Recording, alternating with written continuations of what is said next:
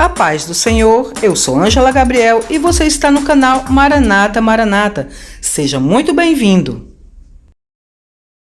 Eu sou Rani Sara Monteiro, de Belém do Pará, e eu andei pelo inferno. Há anos atrás, quando eu era adolescente e estava passando por uma fase muito rebelde, aconteceu uma coisa horripilante comigo, que só depois de muito tempo consegui compreender o que foi. Eu conheci o inferno. E acho que quem me levou lá foi Satanás. Não foi Deus, porque Satanás queria tragar a minha alma. Mas Deus, ele se apiedou de mim e me trouxe de volta e me deu uma nova oportunidade. Embora naquela época eu não tivesse entendido nada disso. E também Deus fez isso comigo sem eu nem ao menos conhecê-lo ainda. Na época eu tinha 16 anos, era filha única de pais separados, estava passando por uma fase muito difícil e vivia muito liberta. Não tinha quem conseguisse dar um freio em mim. Eu estava muito rebelde. Vivia em festinhas, encontros, lugares onde rolava de tudo. Tudo para beber, para cheirar, etc. E eu me excedia. Eu bebia até cair. Por 2 vezes tive coma alcoólico. E até hoje carrego comigo sequelas disso. Tenho distúrbios do sono, problemas de memória, problemas de coordenação motora. Leves, mas tenho. Essa viagem às partes baixas da Terra, como eu chamo, aconteceu num desses comas. Eu tinha ido a uma festa. Bebi demais e apaguei. Enquanto me levavam para o hospital, eu me vi naquele lugar, no inferno. Eu simplesmente me vi diante de um vale, entrando por um portão de fogo. E lá era tudo escuro com a terra fervente. Da terra saía fogo que me forçava a caminhar, e por algum motivo eu sabia que estava no centro da terra. E por algum motivo eu via aquele lugar, sentia aquele lugar como se fosse natural para mim, como se fosse natural eu estar lá. Enfim, como se eu merecesse, como se fosse a minha casa. Acho que é porque eu era uma pecadora. Então aquele lugar era o que me cabia. O que me caberia se eu não tivesse encontrado a Cristo no decorrer da minha vida. Então eu comecei a caminhar. Como eu era obrigada, comecei a caminhar para tentar fugir da terra quente. Aí, a primeira coisa que avistei foi um casal, no meio daquele vale de fogo. Um casal surgindo ali do nada. E eram 2 mulheres lindas. Eu as via assim, de longe. Depois, do nada também, aparecia uma cama. E eu as via em cima dessa cama, fazendo, vocês sabem o quê. Aí, quando eu chegava mais perto, não eram mais 2 mulheres, eram 2 demônios. 2 demônios com cara de cachorro e com os corpos pegando fogo. E eles uivavam e latiam e grunhiam bem alto. Era horrível. Aí tudo sumia. Naquele momento e rapidamente veio à minha mente de uma amiga da escola que vinha dando em cima de mim. E eu estava a ponto de ficar com ela. Mas depois de ver aquilo naquele lugar, quando voltei do coma, eu dei um fora nela. Nem sequer considerei mais tal coisa, porque aquela cena me traumatizou. E olhe que eu só vim ser crente uns 10 anos depois daquela experiência. Mas tomei aversão àquilo, porque o que eu vi foi feio demais e demorou a sair da minha cabeça. Aliás, até hoje não saiu totalmente. Então, depois daquela cama, eu continuei andando. A temperatura no chão e a sede eram tantas que eu chorava e gemia e olhava em volta procurando como sair daquele lugar. Não tinha nem como respirar direito. Eu sentia um fedor sufocante. De repente, eu estava em cima de um cume de um monte e via lá de cima o vale lá embaixo. Não sei como isso aconteceu. Simplesmente fui transportada de um lugar para outro, bem rápido. Mas, lá de cima, comecei a ver cruzes lá embaixo, no vale. E nessas cruzes havia homens de cabeça para baixo e demônios cutucando suas partes íntimas com lanças de pontas afiadas.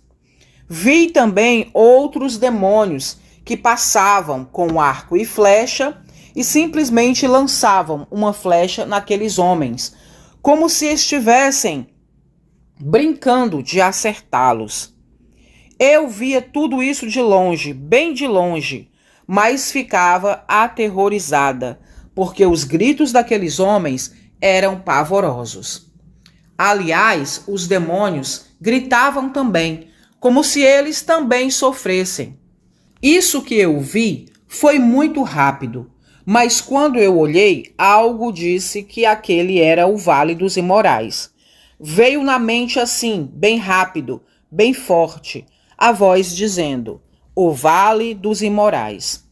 Depois, essa montanha se desfez e eu caí, como num sonho. Caí em outro lugar. E nesse lugar eu estava no meio de muitas pessoas. Simplesmente eu estava sentada no chão e via pessoas caminhando, indo não sei para onde, mas elas simplesmente passavam por mim, sem me notar. Então, eu levantava a cabeça e olhava para cima e percebia que essas pessoas pareciam zumbis. Seus corpos estavam se decompondo. Era horrível a cena, pior que qualquer filme de terror. E essas pessoas tinham garrafas e copos de bebidas em suas mãos. Essas pessoas eram aqueles que destroem seus corpos. Novamente a voz falando: aqueles que destroem seus corpos. Corpos que foram feitos por Deus, mas elas os destruíam, assim como eu fazia, ingerindo bebida. Essas pessoas fediam tanto, mas tanto, tinha carne podre e sangue por toda a parte no chão, que caía delas e era tenebroso. Depois, essas pessoas sumiam e eu via ali muitas mulheres. Mulheres nuas, sentadas, fazendo força para dar à luz. Elas sofriam e gritavam muito com dores de parto. E quando finalmente os filhos nasciam, eles choravam. Eu escutava o choro. E essas mães pegavam os seus filhos e colocavam no seu colo. Porém, quando elas faziam isso, eles se despedaçavam. E elas entravam em pânico e enlouqueciam. Começavam a puxar os cabelos e era uma cena horrorosa. Aí vinha um demônio muito grande, muito alto, e cortava elas, assim, simplesmente, e cortava de todo jeito. E depois começava tudo de novo. E eu entendia que elas tinham feito algo com seus filhos aqui na terra. E acho que vocês sabem o que é. Aí começava um tremor de terra muito forte naquele lugar. Tremia tudo e eu ficava com muito medo porque crateras começavam a se abrir no chão e eu pensava que ia cair mais fundo ainda. Porém, aquele tremor todo era para que buracos se abrissem. E de repente, diante de mim, havia muitos buracos abertos. E naqueles buracos eu vi mulheres, muitas mulheres, queimando. Não tinha ninguém comigo ali, me acompanhando. Nem anjo, nem nada, como eu ouço em outros testemunhos. Não tinha ninguém para me explicar nada. Porém, quando eu olhava para aquelas mulheres, eu sabia o porquê que cada uma delas estava ali queimando. Umas haviam sido prostitutas, outras haviam traído seus cônjuges. Vi uma mulher dançando como se fosse num palco, com um vestido vermelho bem sensual. Mas ela estava pegando fogo. E mesmo assim ela tinha que continuar dançando e cantando. Não podia parar. O salto que ela usava era altíssimo e dele saíam ganchos pontiagudos que entravam pela carne dos pés dela. E ela agonizava tanto de dor que as órbitas dos olhos explodiam. Mas o que me chamou mais a atenção nessa cena é que enquanto eu olhava para essa mulher, eu ouvia uma música internacional que eu gostava muito de ouvir naquela época. Era como se fosse uma balada. Era muito envolvente, o toque, o som, eu gostava muito. Não sei dizer a vocês o nome da música, e para falar a verdade, nem quero me lembrar.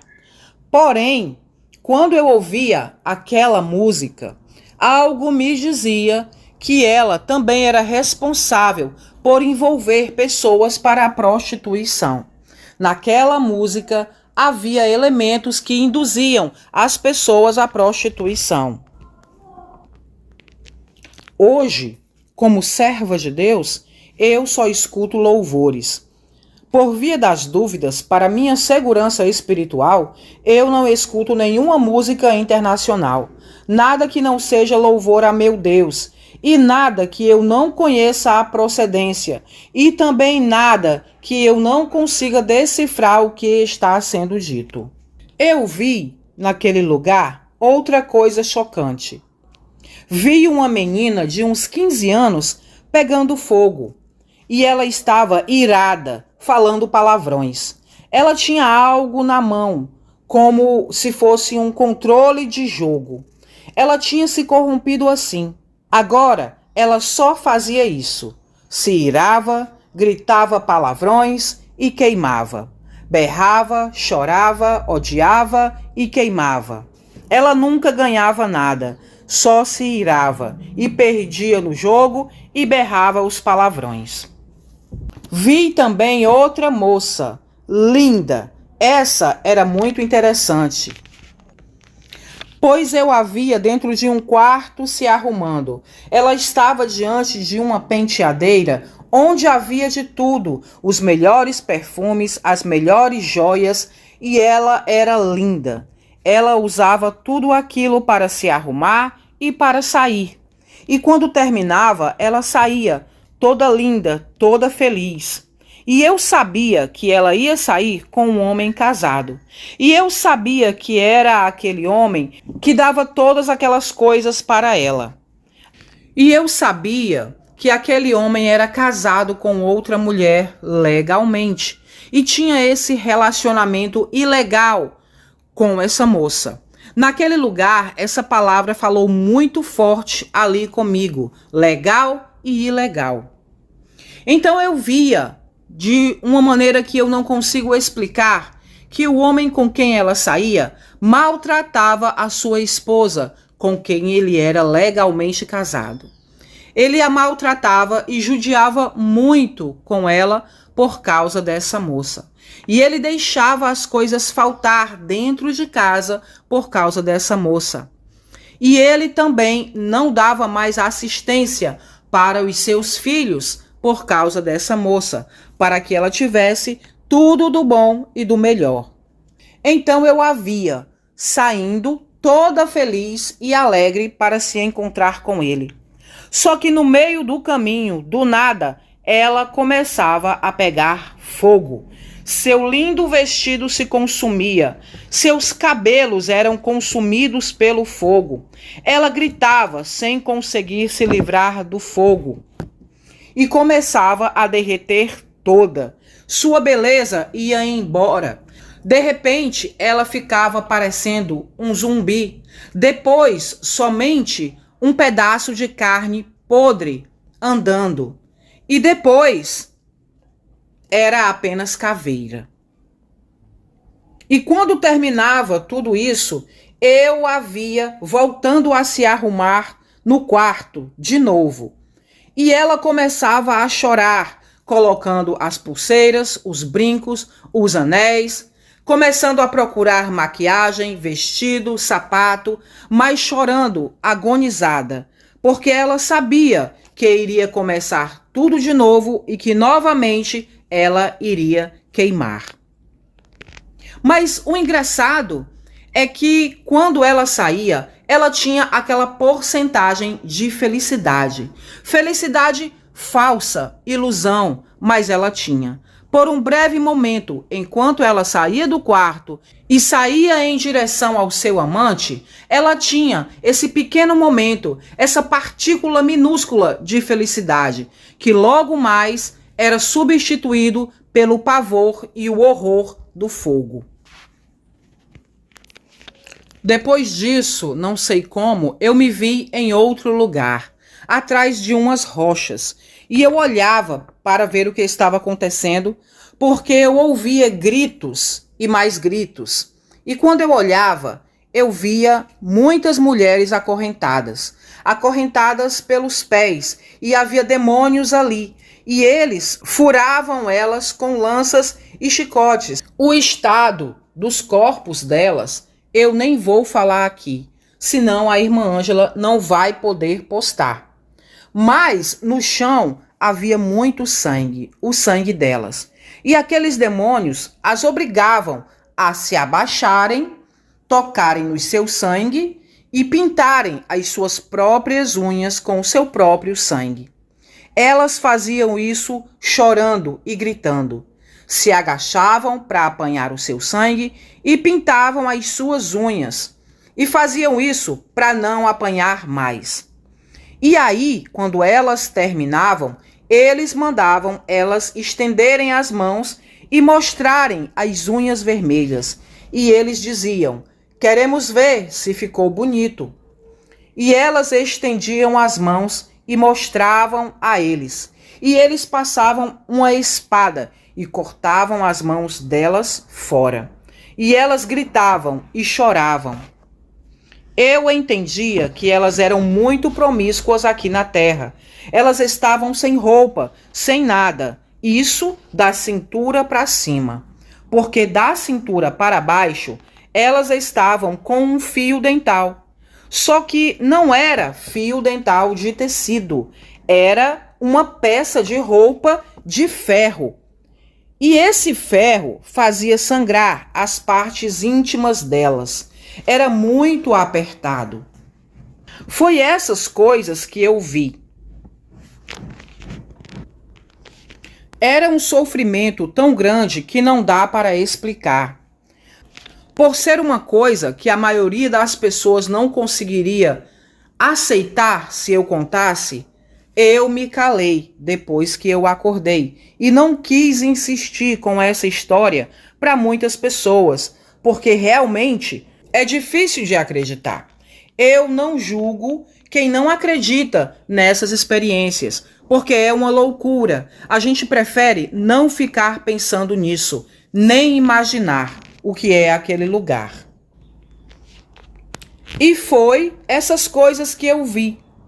E vi muito rápido, mas eu vi. Vi nitidamente e sei o que eu vi. Mas aí eu acordei. Os médicos conseguiram me trazer de volta. E quando acordei no hospital, eu também comecei a ver esses mesmos demônios entrando pela parede do quarto do hospital. E eles vinham com suas flechas e vinham com um exército de morcegos seguindo-os. E esses morcegos eram enormes. Eu quase enlouqueci quando acordei. Cheguei a contar todas essas coisas para a enfermeira que estava cuidando de mim no hospital. Mas ela disse que tudo aquilo era normal. Era normal eu ter aquelas alucinações e que a nossa mente pode produzir coisas absurdas no estado em que eu estava. E eu confesso para vocês que depois de ter visto tudo isso e ter ficado em choque, as palavras dela me fizeram relaxar um pouco. Mesmo assim, quando minha mãe foi me visitar, eu contei para ela também. Mas ela estava tão aborrecida comigo pelo que eu havia aprontado daquela vez que ela nem quis saber, nem levou a sério. E aí, por muitos anos, eu deixei tudo isso para lá. Uns 10 anos depois, o Senhor me chamou e eu me converti.